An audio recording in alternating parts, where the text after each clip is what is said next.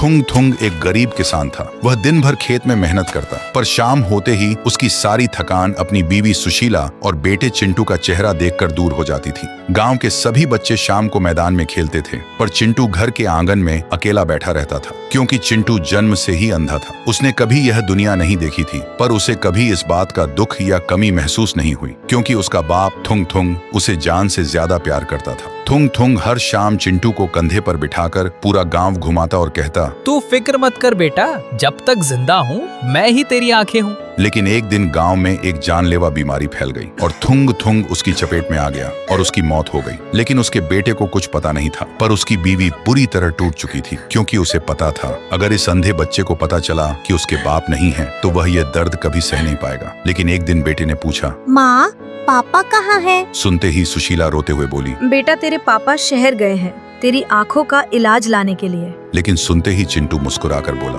माँ आप झूठ क्यों बोल रही हो?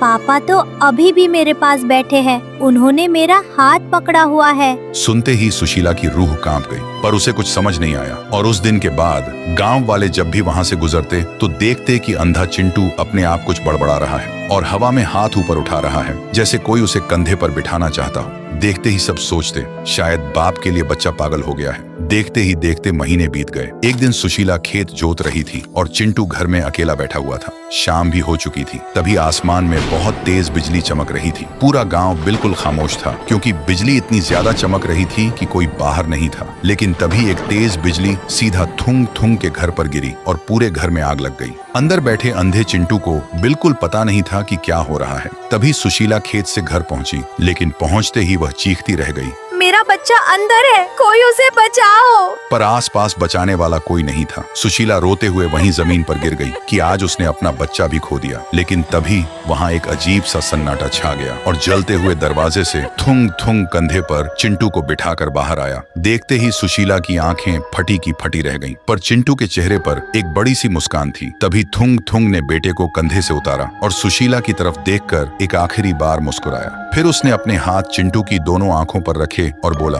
मैंने कहा था ना बेटा, जब तक जिंदा हूँ मैं तेरी आंखें हूँ, और आज अपनी आंखें तुझे देकर जा रहा हूँ। इतना कहते ही थुंग थुंग की रूह धीरे धीरे हवा में बिखरकर हमेशा के लिए गायब हो गई। सुशीला सदमे में थी, लेकिन तभी चिंटू ने अपनी आंखें खोली और इस दुनिया में पहली बार अपनी माँ का चेहरा देखा। देखते ही उसकी आंखों से आंसू बहने लगे। फिर वह मासूमियत से बोला, माँ आपने बोला था ना पापा मेरी आँखों का इलाज लेने गए हैं, देखो वो इलाज ले आए। तो दोस्तों, एक पिता अपनी सांसें हार सकता है, पर अपने बच्चे से किया वादा नहीं। इस सच्चे प्यार के लिए एक लाइक तो बनता है।